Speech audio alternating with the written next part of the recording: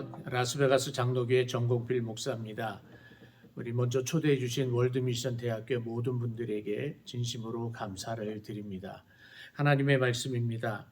여호수아서 7장 25절 26절 그리고 사도행전 5장 9절에서 11절까지 있는 말씀 봉독하기를 원합니다. 먼저 여호수아서 7장 25절과 26절입니다.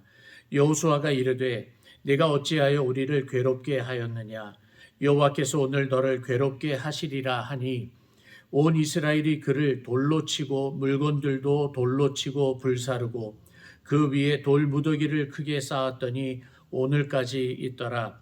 여호와께서 그의 맹렬한 진노를 그치시니 그러므로 그곳 이름을 오늘까지 아굴골짜기라 부르더라. 사도행전 5장 9절에서 11절입니다. 베드로가 이르되 너희가 어찌 함께 꾀하며 주의 영을 시험하려 하느냐 보라 내 남편을 장사하고 오는 사람들의 발이 문 앞에 이르렀으니 또 너를 메어 내가리라 하니 곧 그가 베드로의 발 앞에 엎드려져 혼이 떠나는지라 젊은 사람들이 들어와 죽은 것을 보고 메어다가 그의 남편 곁에 장사하니 온 교회와 이 일을 듣는 사람들이 다 크게 두려워하니라. 아멘. 오늘 이 두 본문에 있는 말씀을 가지고 하나님 나라를 세우는 공동체의 영성이라는 제목으로 하나님의 말씀을 여러분들과 함께 나누기를 원합니다. 정확하게 언제인지는 모르지만 약 10년 전쯤에 조금 더 된 것 같기도 하는데요. 한국에 있는 어느 신학교의 교수님과 이런 얘기 저런 얘기를 하다가 이런 결론에 두 사람이 이르게 되었습니다. 이제는 교회론이다라고 누가 먼저라고 이야기했는지는 모를 정도로 거의 동시에 같은 이야기를 서로가 했습니다.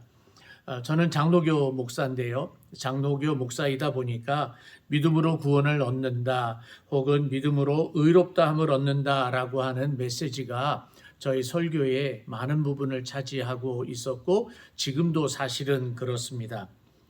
그런데 어느 순간에 교회 안에 교회론이 흔들거려 있다, 혼란해졌다라는 생각을 떨치기가 어렵게 되었습니다. 지금 제가 섬기고 있는 라스베가스 장로교회를 개척할 때도 처음 2년 동안에는 성경 공부만 했었는데요. 예배드리고 성경 공부만 했었는데 첫 번째 해에는 구원론을 가지고 성경 공부를 했고요. 두 번째 해에는 교회론을 가지고 성경 공부를 했던 적이 있습니다. 그래서 교회가 성경에서 원하는 교회가 어떤 교회인지를 서로가 살펴갔던 적이 있습니다. 양적인 부흥을 위한 교회론이 아니라 하나님 나라의 개념, 하나님의 통치라고 하는 개념을 가진 그런 교회론이 다시 재정립되어야 되겠다라고 생각을 하게 된 것입니다.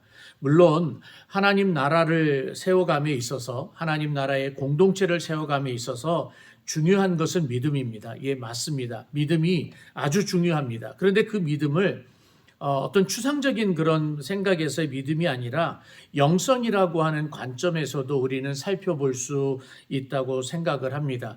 그 믿음이 영성으로 표현이 되어지고 그 영성이 교회 안에서 공동체로서 어떻게 적용이 될 수 있는지를 우리가 생각을 좀 해봐야 할 것 같아요.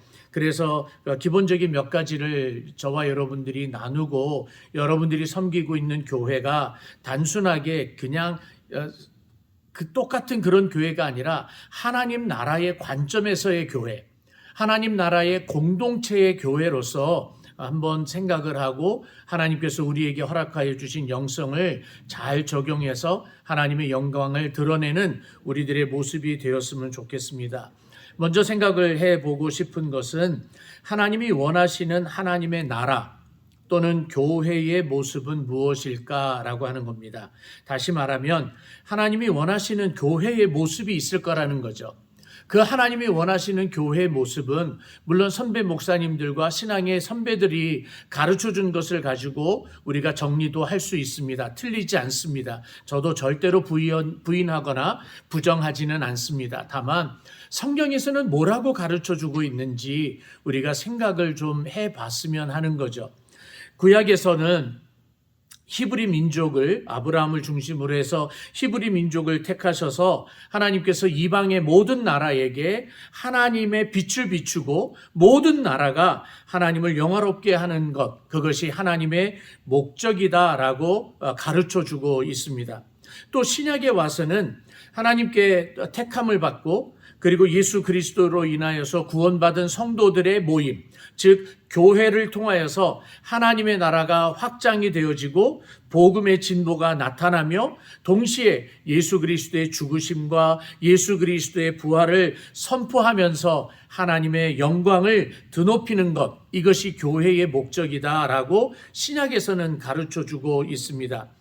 이러한 사명들, 이런 수많은 사명들을 위하여서 우리에게 꼭 필요한 성품이 있다면 바로 하나님을 닮는 성품입니다. 하나님의 성품 가운데서도 많은 것을 우리가 이야기를 할 수 있지만 신구약 성경에서 하나님이 제법 많이 강조하고 있는 하나님의 성품, 다른 말로 속성, attribute이라고 우리가 이야기할 수 있는 것이 하나를 저보고 고르라고 한다면 저는 거룩함이라고 주저없이 이야기를 할 수 있습니다.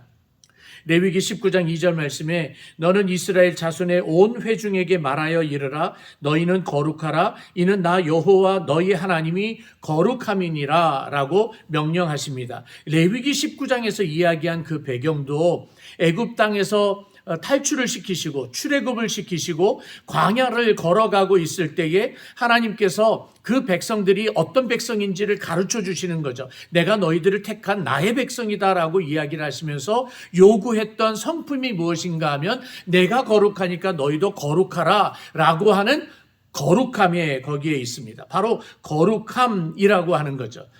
하나님이 원하시는 하나님의 백성들의 공동체, 신약으로 이야기를 하면 교회라고 이야기할 수 있는데 이런 하나님의 공동체 혹은 교회의 성품은 어떤 기본이 있어야 되느냐? 반드시 거룩함이어야 합니다. 그래서 예수님께서도 붙잡히시기 전에 제자들과 그리고 오늘날 우리들을 위해서 기도하시는 내용이 바로 거룩함이 담겨져 있습니다. 요한복음 17장 17절과 19절에 예수님의 기도 가운데 이런 기도가 담겨져 있죠.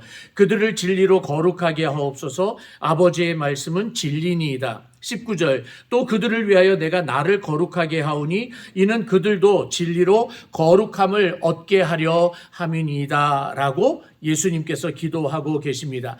하나님이 원하시는 하나님 나라의 공동체, 그리고 다른 말로 교회에게 요구하는 모습은 무엇이냐? 거룩함입니다. 그러면 오늘날 우리 교회들은 거룩할까라고 되돌아보고 스스로 반성을 해봐야 되는 거죠.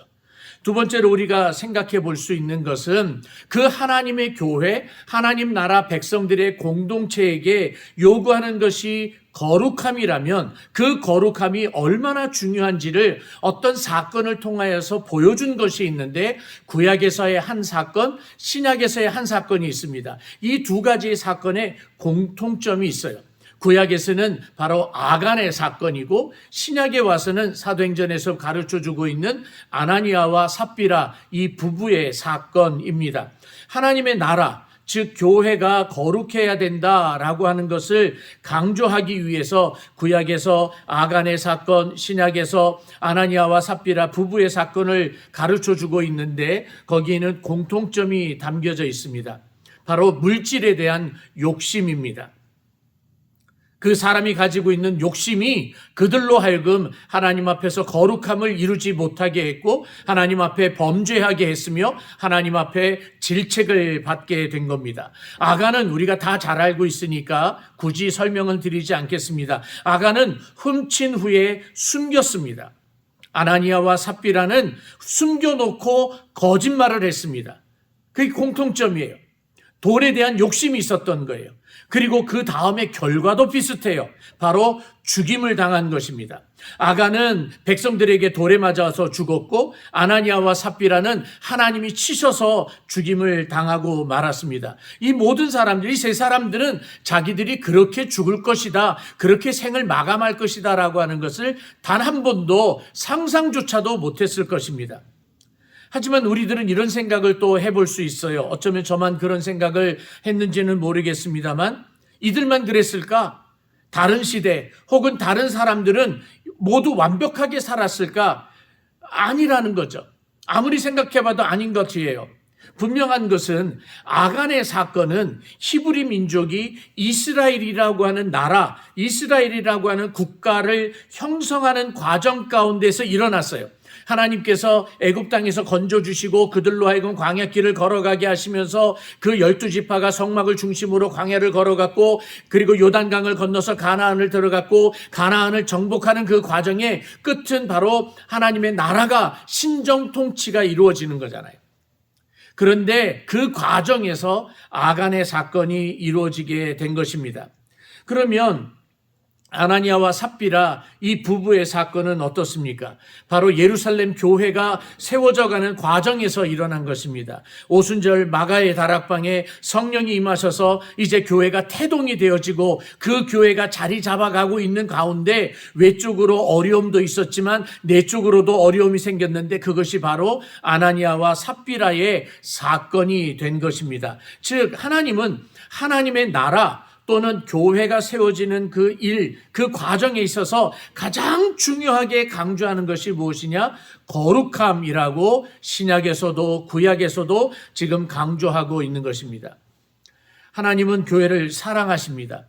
죄를 짓고 불순종하는 것은 사람입니다. 그래도 하나님은 그리스도의 핏값을 주고 사신 교회, 그리스도를 향한 신앙 고백 위에 세워진 교회를 우리 하나님은 사랑하십니다.